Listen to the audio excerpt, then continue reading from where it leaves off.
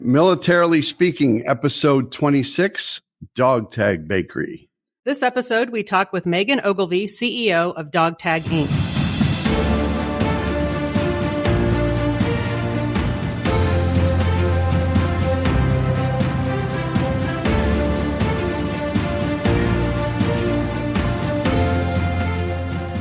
Welcome to Militarily Speaking, brought to you by Armed Forces Bank. This is Tom McLean. And somebody who hasn't gotten me Girl Scout cookies in the last few days. I tried. I'm literally shaking down connections to find. Meghan, do you have any Girl Scout cookies? Patties? Are they still being sold up at either North Carolina or DC? I hate to tell you this, but it's a competitor of ours, so I can send you some dog tag cookies if you'd like. Oh. If you have anything that tastes like peanut butter and chocolate, it's got to be peanut butter and chocolate, okay? We're nut free, so I think I'll work on my connections for you for the Girl Scouts as well. I actually do know someone at National, so I can try to get you a direct line. He would like a case of them. A case, and Thin Mints could be Plan B, but good to know. I even have my children out looking for. And oh, by the way, she's been on your website, and she can't wait to order so much stuff. I ordered things. I may have ordered you something if you're nice. You did? All right. Yes. Thank you. Yes, but yeah. Jodi Vickery is here today. And you know what's really cool about having Meghan on with us today? It's National Pie Day. Oh. Okay. Did that work out just perfectly or yes. what? Yeah. Well, assuming they have pie on their You guys really nailed it. Yeah.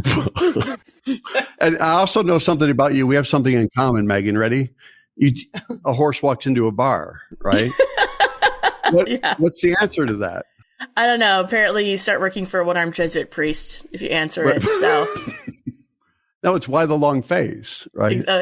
No, I agreed. Whatever you just tried to do made no sense. You don't think? I knew what he was saying. Okay. Yeah, we see. Okay, you'll have to explain it to me later. I've got plenty of jokes coming up, so if you're okay with that, they're going to come up interspersed. Okay, so can't wait. I think it's time to segue into Jodi Vickery. Yes. For the benefit of all involved. Right? Yes, I'm going to be serious for a minute.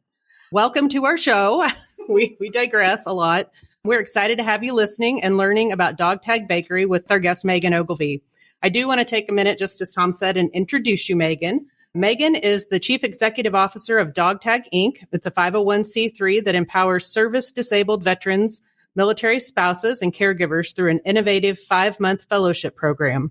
She was hired as Dog Tag's first employee in 2012.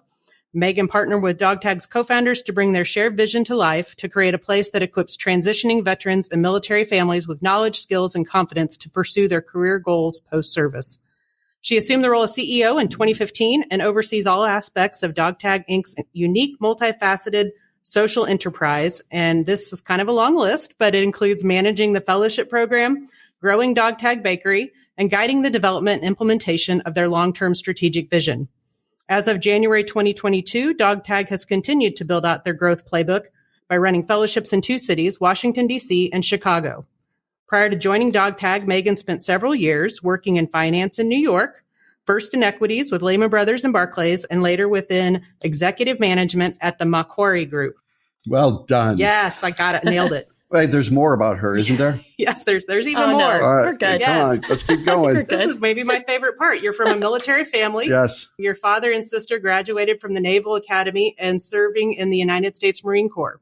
In 2017, Meghan was accepted as a Presidential Leadership Scholar and a recipient of the U.S. Army's Outstanding Civilian Service Award. Kudos to you. That's a big deal. The following year, Meghan was named as a 2018 Rising Star by the Washington Business Journal. I feel inadequate somehow. That's a full life right there, isn't it? Yeah. A life well lived. I represent a lot of people and a lot of generosity of support and mentorship. So I'm proud to have those in representing everybody else. So that's definitely not something I achieved by myself by any means. And humble on top of it. So yes. She had to put the icing on the cake, didn't she? It is impressive. But so welcome. Very glad to have you here and to join us today. I think just to get started, it would be wonderful if you could tell our listeners a little bit about Dog Tag Bakery, your overall mission. I know there's quite a story that we've come to learn a little bit behind the scenes about how Dog Tag came to be, and maybe even shed a little light into your founders, Father Rick Curry and Constance Milstein. Yeah, I think it's really important to tell the founding story because our organization was really created based on the values of Father Richard Curry and Ambassador Constance Milstein. And both of their lives were dedicated to service and in serving people of different abilities. So Father Richard Curry was born missing his right forearm. and dedicated his entire life again to service. So he actually created a school called the National Theater Workshop of the Handicap that was based out of New York City, and then opened a school in Maine. And it was really this place for 35 years where people of different background, different abilities could come for learning a skill set, right? Being part of a group, finding community. Well, Father Curry was also a Jesuit bread maker. He actually has a book called The Secrets of Jesuit Bread Making, a New York Times bestseller. Awesome. He also has The Secrets of Jesuit Soup Making. Not as successful, but very good. That's because the other one's about bread, and everybody likes bread. I know. Right? Yeah. Carbs. Can't fight it. And so as part of actually his school in Maine, he actually started inviting those in his program to help him start what he would say baking these luscious loaves of bread and sending them out to those donors and supporters as gratitude, and kind of the miracle that was. And so he really understood this space of an individual with different abilities actually finding kind of new purpose, right? And it's about really teaching a woman or a man how to fish. Miss Constant, Ambassador Milstein now, she's now the ambassador to Malta, which is amazing. Wow. She got out of school, became a lawyer. Her first job out of law school was actually working with the Coast Guard and helping keep them out of trouble, is what she said. Yeah. And so what happened is, Vietnam. And so one, she saw her friends, that she knew so well go off and serve. And then when they came home, obviously not the most bright spot in our history, but the way our country treated our service members, but also when they came home, how broken they were, right? And how changed they were. And she was profoundly impacted by that. And so she's an individual who's a pioneer, who, if she believes in something, she goes all in. And so she continued to have service. She built a very successful business, but also built a bakery in Mount Kisco, New York, that focused on women in disadvantaged situations and really being able to give them employment. And then once they got on their feet, some casework support, getting promotion, opening a bank account, getting better childcare, whatever it might be. So both Father Curry and Connie were living very separate lives in a lot of ways, but really in service. And it was after 9/11 that both of them became more and more involved. So Father Richard Curry was called to Walter Reed to start serving more men and women coming home to a new physical, emotional, and cognitive reality. There's very few people that can talk to an individual who is now missing a limb and, be able to speak to them from experience of what that is and call it a blessing. And then Ambassador Milstein started having more military spouses come and work at the bakery. And she was so confused by it because, how are these individuals, these women mostly, but also just military spouses, not making enough while their loved ones are being deployed? And so she started wanting to understand more about that. So she actually helped found and start Blue Star Families. And it was a national survey process that is now used today. The Pentagon uses it, but it's a survey that understands the lifestyle of a military family, the struggle, the stress, what it looks like, the financial aspect of it, right? The childcare. So she became a pillar in that space of really advocating. And that was, early 2000s, in which she helped build that. I think it was around 2010 is when they launched. And then at this time, Father Curry started again becoming more involved, so much as he officiated a wedding at Walter Reed, and recognizing these men and women, volunteer to serve their country. They're not going to want to volunteer to sit on the couch, right. And what are the quality opportunities out there for these individuals to really take advantage of and find purpose again and serve in their own way, but differently. So Dog Tag Bakery is created. Father Curry was actually a Jesuit priest for the majority of his life. It wasn't until the last 6 years of his life that he became a priest. And that was very specifically to serve the veteran population. A Marine very directly told him with a few 4-letter words that he had a calling to serve the military. And so that was enough for Brother Curry at the time at age 63 to go to his superior. He moved to Georgetown to go back to school. And at age 67 was ordained a priest in service to the military. Wow. So he ended up at Georgetown. He started the initiative at the university of an idea of a veteran program. And then really the recognition of creating Dog Tag Bakery came to fruition. At that time, Mrs. Milstein, Ambassador Milstein, had decided that she wanted to get more involved and move to D.C. to do that and serving of military spouses. And so she moved to D.C. And again, it's kind of this, whether you believe in fate, Mother Earth, God, Allah, Buddha, or just people, life happened exactly as it should, as they met. She wanted her to continue to have her product produced and to serve the military families and support them.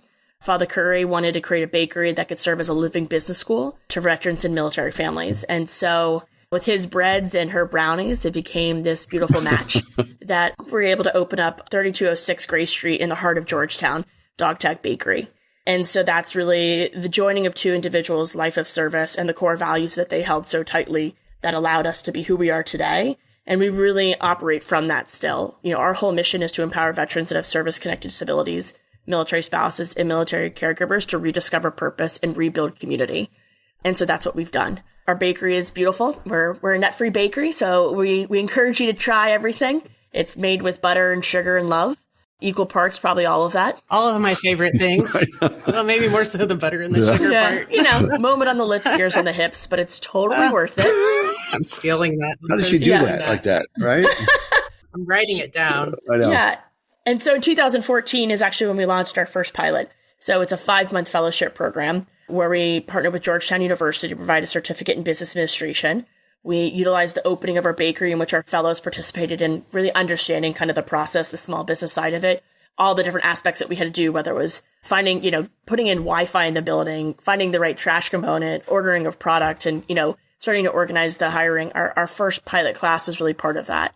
And so we were able to graduate our first class in November of 2014. We took some time to restructure. We launched cohort 2 in 2016.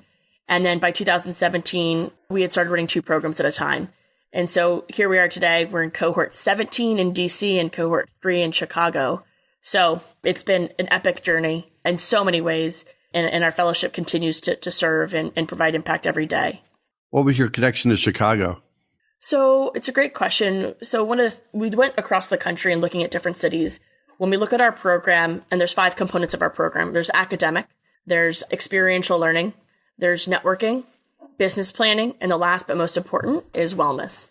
Although we're not a religious organization, we're definitely motivated by the cure personalis of the Jesuits, right, which is serving the whole person. It's a holistic approach of the human side. So when we were going through the process of looking at, we needed 4 components. 1, we needed the military community to be able to recruit and be in the program. 2, we needed corporate America, because that's also a key partner in our ability to facilitate and fundraise in different aspects of our program. We needed an educational partner, which was key. And then we needed Small Business America, right? We needed this place that we could actually really thrive and find the support of our community. And that's what we found in Georgetown in Washington, D.C. And one of the biggest proponents is that Loyola University is now our partner in Chicago. And when we came to them, and after speaking to so many different universities truly across the country, Loyola was the first that said, we get it, right? This is a mission, and we want to be part of your mission, not a contract, right? And so that has been the game changer of truly understanding what our approach is and how we want to serve our mission. So Chicago's been wonderful so far, and we're excited for kind of growing that market in both the fellowship and also the bakery. It's awesome. Yeah. You were going to think it was tied to being a Cubs fan. Yeah, because I grew up in Chicago, and I was like, are you a Cub fan now, or are you just going to stick with the DC area with the Nationals? Is that the right team? Yeah. I've learned a lot from having an opinion in Chicago. If you're one fan and you're not the other, it's a tough one. So I'm just I'm going to be Switzerland here and just say DC. I'm gonna. Oh yeah, that won't start a fight. Yeah. That's the one I can handle. The other one, I'm like, well, Meghan, let's talk a little bit about the bakery side of the business of the house. Yeah, absolutely. It looks like my co-host is an avid coffee drinker. I'm actually due for afternoon coffee. Yes. But you can drink any time during the day, and I can drink it and go to bed. It does not matter. All right. That's phenomenal. Yes, but it's a skill. I'm going to put it on my LinkedIn. So, and she's already placed an order on. By the way, say your website again, because we always want to get the website intermittently placed. So it's www.dogtaginc.org. Okay. And then from there, you can learn about the program. You can see the impacts of our alumni. And then you can also see, obviously, the bakery and all that it offers. And you can order things. Oh, yeah. Even if you're not in DC and Chicago, you can order it and have it shipped. So do you have a full bakery in both cities then? So right now it's only in Washington, D.C. that we have a full brick and mortar. So it seats about 32 people. Inside the bakery, you'll come in and it kind of has different spots of red, white, and blue. And then we have a chandelier that's actually mirrored off of the Vietnam Memorial Museum that was originally out of Chicago that represented over 50,000 of our service members lost in Vietnam. We have a smaller one. It's made of about 3,456 dog tags, but it's a chandelier that sits in our bakery. And so when you come in, there's different aspects of our program that you can read on the wall. There's different photos. There's a dog tag machine that we actually have right under the chandelier as well. And so we really want our community to be part of what we do, right? It's a very simple way of engaging, of talking about service in a very simple way. But again, we have breakfast, we have lunch, we have baguettes, we have delicious cake pops and brownies and cookies and cakes and pies. And it's like a nightmare, and it's the best and the worst. She's speaking my love language. I know, Jodi needs a drool cup. All right. So waiting for her to say coffee. Yeah, we have some phenomenal products. We are nut-free certified as well. So we actually have a full certification process. And it's pretty amazing when, an individual, whether it's an adult or a kid, can walk into the bakery and really have anything. So that was something we actually made very specifically. And we partner with companies like Compass Coffee. Compass Coffee are two Marines that started their own coffee business in Washington, D.C. And then now we're partnering with Veteran Roaster out of Chicago, another organization that's a for-profit business that employs formerly homeless veterans. Love it. I see coffee purchases. I have to take notes, Yeah. Coffee cups, coffee. Because holidays are coming for you, Jodi. Yeah. Coffee is a year-round holiday. Yeah. I know, that's awesome. And I've already been to your site. It's very easy to use, and I may have ordered some things. Oh, thank you so much. Yeah. The bakery business is certainly hand in glove with what's going on in the fellowship program, which you shared some about. Maybe just dive into a little bit more detail. I know you mentioned you have had 17 and 3 cohorts at the 2 different locations. Yeah. How many are in a cohort? How do people engage, participate, and become part of that? Yeah, absolutely. And I appreciate the question. So one, we specifically look at post 9/11 veterans to be in the program that have service-connected disabilities. We don't look at the disability rating by any means, but it's to ensure that they have the support of the VA and medical support. Military spouse of any background and military caregiver of any background. And so we have an online application that's pretty simple. You let us know, you kind of check the boxes to make sure you qualify. And then from there, it's a simple online application of 2 essay questions and then just some formal documentation that kind of shows and can prove whether service or connected service. And then from there, what we engage in a kind of 3-step interview process. The first phone call is actually from an alumni of ours. So the first person you get to talk to about the program is with someone that's already gone through it. And, we think it's the power of that. The next is kind of an interview with the program team member, so you know who you're working with every day. And the last is with leadership, myself or our directors, to be able to understand who the leadership is of the organization. If you get accepted, we have 16 fellows per cohort. So it's very much a high touch, high impact program. It is 5 months long and 4 days a week. We have a spring break right in between there. But the reason it's 5 months is that we went into the market and we went into the space and really looked at what was out there. And we recognize there's a lot of phenomenal short-term programs. There's a lot of other programs that are kind of university-wide in the sense of going back for your education at a 4-year university or 2-year university. But what if you're interested in getting back into the workforce? Or what if you're interested in just kind of dipping your toes back in education? It's kind of hard to find that. And what we also recognize is that when we looked at the transition place, one, it's different for everybody, right? Veteran, spouse, and caregiver. It's different for everybody. And what we know is we're working with humans, and humans aren't complex, and they deserve the time and space to really think through certain questions like, what does it mean to have purpose today? Right? The military is so successful because it's black and white. We talk about this. It's very, very much, it's a handbook for everything, and it's a very simple process. Not simple, but very, very process oriented that you know exactly what's happening next, right? When you get out, there you are at a job fair wearing a blazer, introducing yourself as Meghan, right? And what have you lost? You've lost your identity. You've lost your community. You've lost kind of that really like the one thing, the societal norms of it, right? What do I wear to an event like that? And so this is a really cultural shift that we're recognizing in our program. And it's not just the simplicity of writing a resume, right? It's this ability of stepping back and kind of thinking, what do I need? Like, what do I want? I've served for 10 years. Do I really want to get back out into the workforce and work at a job where, I can't coach my son's t-ball, right? Or can't coach my daughter's soccer team, or I can go on vacation. Like, do I need to think about, like the commute, right? Going on 95, right? And bumper traffic, that actually has a deterrent for a lot of people because of different experiences they had in service, right? And what they're trained to avoid. So there's all these considerations that you have to take into place. So what we also know is that, post-World War II, 48% of our veterans post-World War II started their own small businesses, right? That's significant. That's almost 50% of businesses out there were veteran owned. So who are they hiring, right? Family members, friends. And that's not just like, who are they? A contractor, right? They're 1099 people. This is a community. This is a network.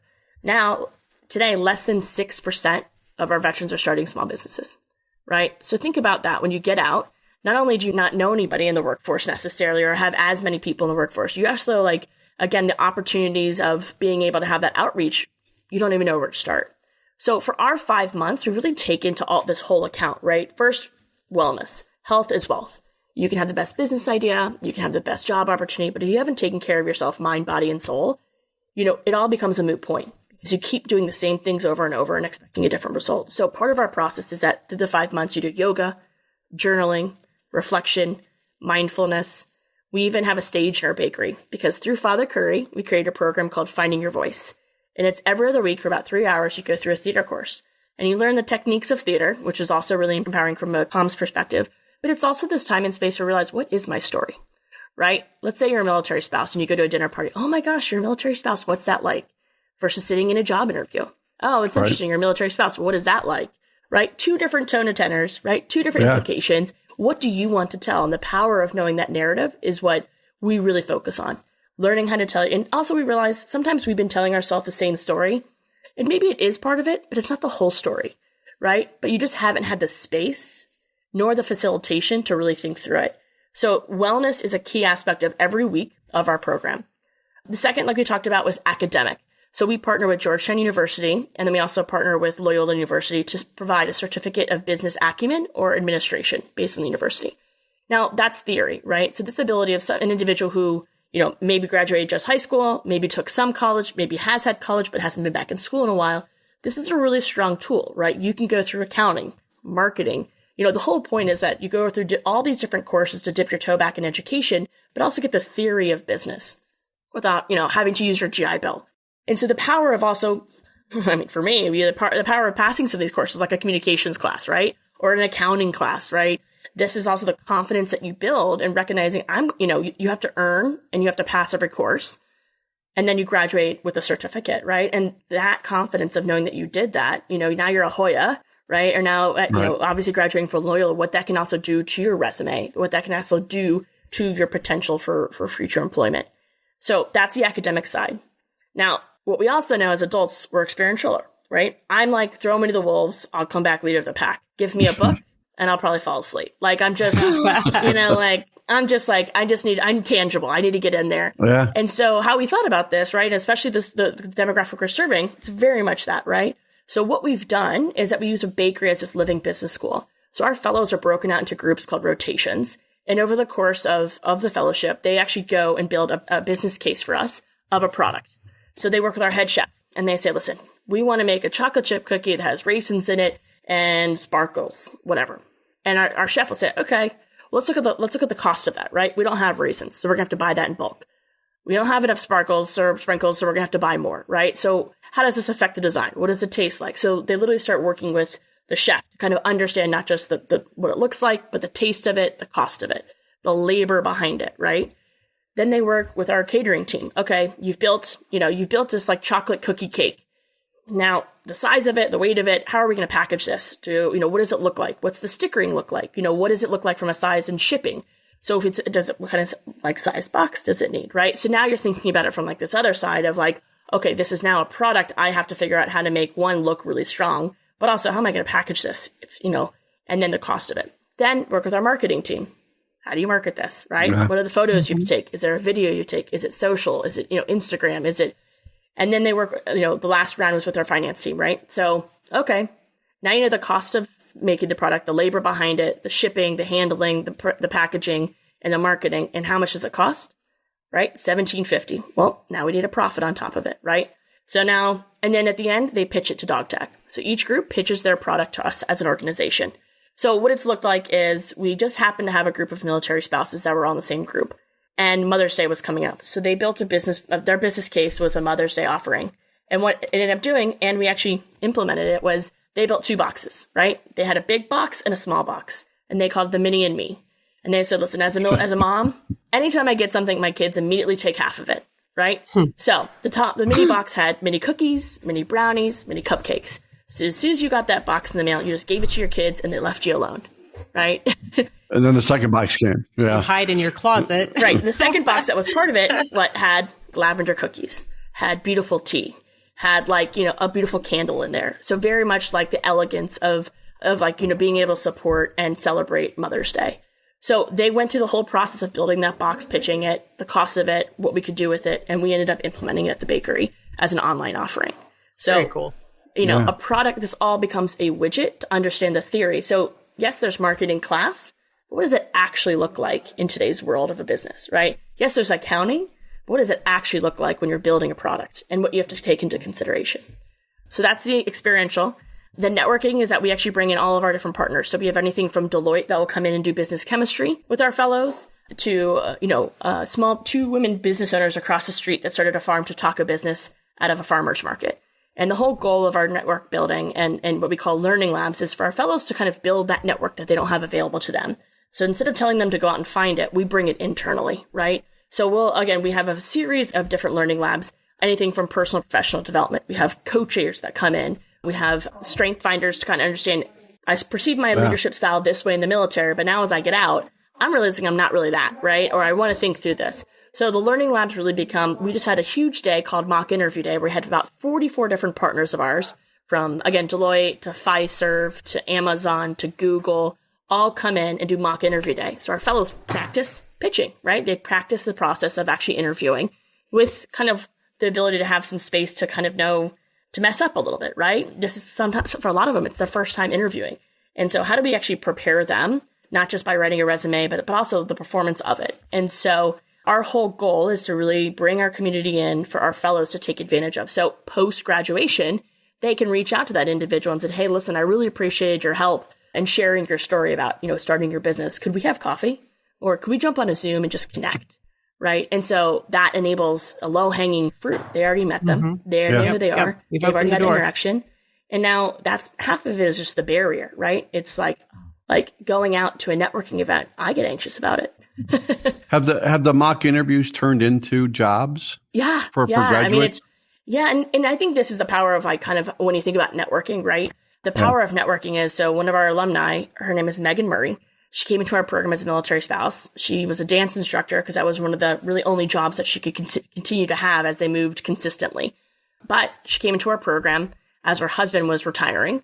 He went to an engineering company, and about 2 months later, he realized he didn't want to be an engineer, right? Which is totally fair. But she was in our program recognizing she had to be the breadwinner. So through our program, she interviewed actually with PwC. They said, listen, we would love to hire, we don't have a role, but one of our contractors does. You should connect with them.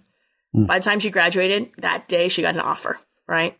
And was able to go there, get promoted, and do super well. She's right now, actually at JP Morgan Chase, right? Working in their veterans group. And and this is what we provide a quality opportunity. We don't, and again, that's what we really want to focus on. Sorry, the last part, I've talked too much. I know I get too excited about this, is business planning. So our fellows actually do write a business plan. They come in and they don't have to make sure they have to do it, but it's really an exercise of, and some people do. They do actually successfully graduate with their capstone and actually put it into place. But it is this process of building a business plan and then being able to pitch it by the end of the cohort. So again, the 5 elements of our program are really about over 550 hours of work. And again, that includes class time as well. I love it. And no, you didn't talk too much. I think you're passionate about it and it shows. Oh, yeah. And why wouldn't they want to contact them, right? Yeah. It makes perfect sense. No, I love all of that. So another kind of follow-up question to that. So if people hear this and they want to be involved as an individual or even as a business, how do they go about that? Is the vehicle your website? If they're nowhere near Washington or Chicago, how do they play a part? Yeah. So on our website, there's a tab that says get involved. And so we do have a sign-up sheet there that people can sign up through.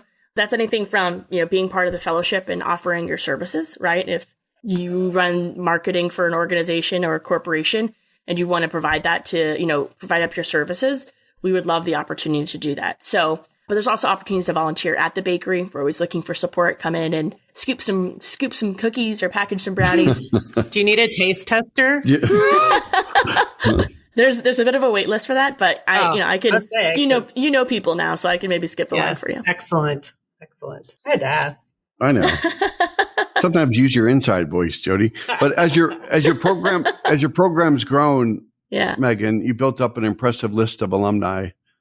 So do you have a favorite story you want to tell about one of those? You've sort of brought the human element to the equation today by talking about the stories, but what stands out for you? There's so many, and sure, I'd love to. I mean, again, I have to be careful by not calling them my favorite, because that's like picking a favorite. I don't have one. Yeah. I'm just really proud. Favorite kid. And I think one person I'll mention is Teresa. And Teresa graduated from our program. She had been in the Air Force for 22 years, right? And especially in the last, I think, 5 years, she had very specifically been kind of like a chief of staff for some pretty large, big name generals, and had just been in service, right? So aggressive. She came into our program and had a lot of different ideas of creating her own business, of kind of an organizing business and what it could look like. What happened is actually graduated from our program and she realized that she needed to take care of herself, right? She just hadn't had time to spend with her family. She hadn't had time to kind of see her kids grow up and be more present. And so she took about a year off. And during that process, obviously she had VA support from her benefits, but she took a year off and just kind of allowed herself to have that space. We invited her back to the bakery. We were really fortunate. We had Vice President Kamala Harris come to the bakery one day, and it was wonderful. And we invited a bunch of our alumni to come and meet her. Teresa was one of them with another of our team, another alumni by the name of Bonnie. And when they're there, this kind of like hoopla, excitement of meeting the vice president, Bonnie's like, "What are you up to, Teresa?" And she's like, "I've just been really taking care of myself, but I'm starting to look back to the workforce." And she's like, "You know what? Come work for us." And it's called Echoing 5. It's actually a government contracting company that does a variety of projects. And Teresa joined and has been down there for, I think, 3 years, is wildly successful there. They've also now actually hired 2 more alumni of Dog Tags. Wow. So I think it's a team of 6 or 7 to include the CEO. And I think 5 of them are Dog Tag alumni. I think the power of that story is that, success is not defined one way, right? Teresa recognized that she needed, through our program, to take time for herself, to take time for her family. And that is wildly successful. And by her doing that, she was then in the space to understand the opportunities that are in front of her. And again, Bonnie reaching out and saying, "Listen, come here, come work for us." That wasn't a Dog Tag thing. That was a Dog Tag, network thing. That was our community supporting each other. And now that there's, again, they have 5 team members, 5 alumni now, Dog Tag, working at this one company. That's all done by the community that we build, right? We have a very strong alumni group. We have monthly Zooms. We have a weekly newsletter. We have an advisorship so that they can actually engage with professional development, at no cost to themselves, about, anywhere from 30 minutes to an hour, as much as they want with a team member. They also have a mentorship program. And so I think what makes me most proud is to see the alumni become the force, right? And to be that network and that community and that advocating for one another. I just don't think, that means in some ways we've done our job, right? And we've created something that's bigger than us. And I think that's where you create sustainability. And I think that's where you create sustainable change. Echoing 5 is almost like a Dog Tag annex company.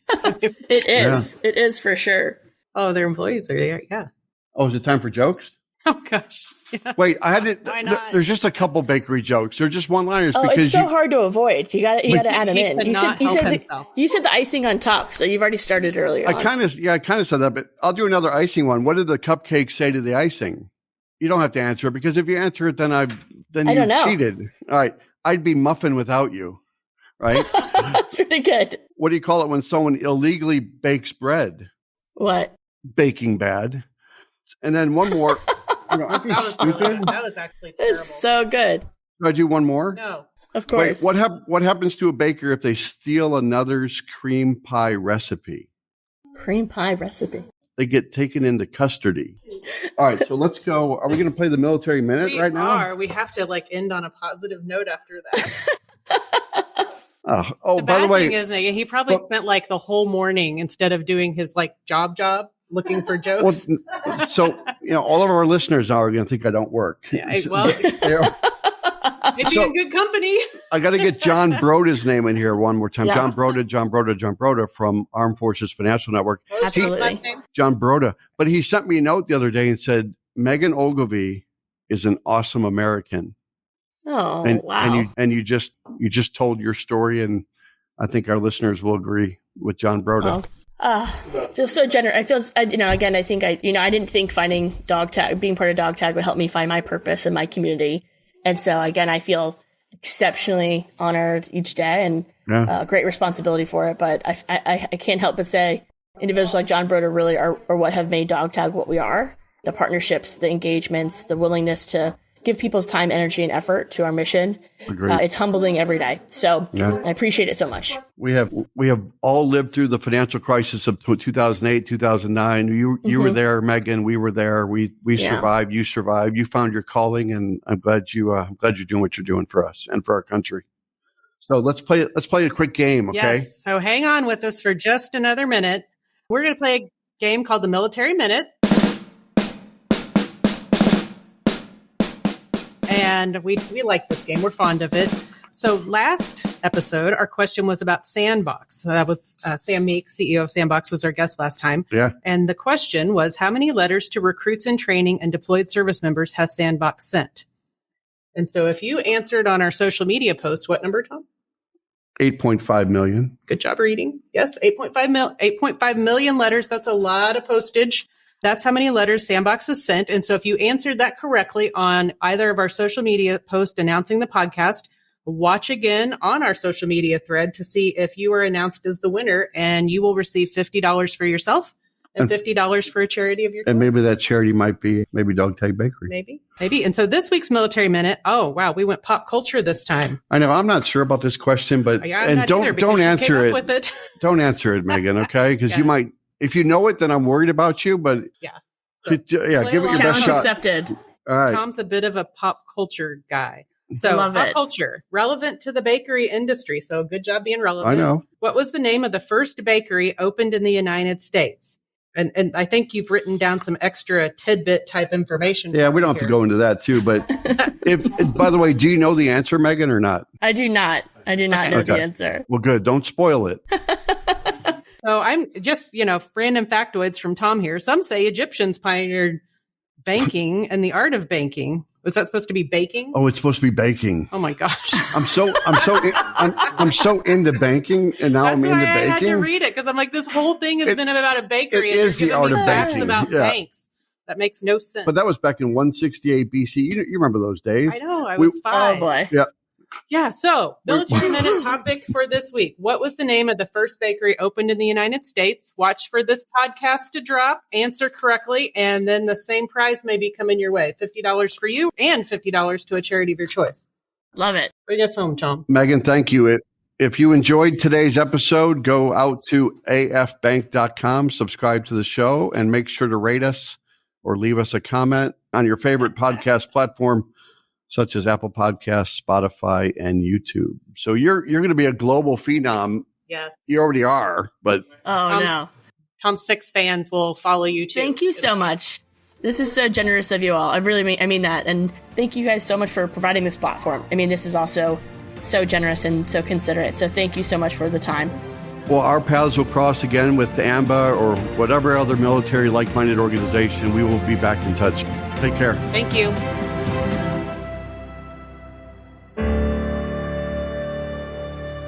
Copyright 2022 Armed Forces Bank, member FDIC, equal housing lender. All non-Armed Forces Bank owned apps, websites, company names, and product names are trademarks or registered trademarks of their respective owners. Their mention does not imply any affiliation with or endorsement by Armed Forces Bank of them or their products and services. They are merely used as examples of the many available apps, companies, and websites that offer similar services. Before using any app or website, you should carefully review the terms of use, data collection, and privacy policy. Apps may have an initial cost or in-application purchase features. This information is general in nature and is not intended to be legal, tax, or financial advice. Although Armed Forces Bank believes this information to be accurate, it cannot ensure that it could change. Statements or opinions of individuals referenced herein are their own, not Armed Forces Bank. Consult an appropriate professional concerning your specific situation and respective governing bodies for applicable laws, such as IRS.gov for current tax law. Armed Forces Bank, the Armed Forces Bank logo, and the Militarily Speaking logo are registered trademarks of Armed Forces Bank.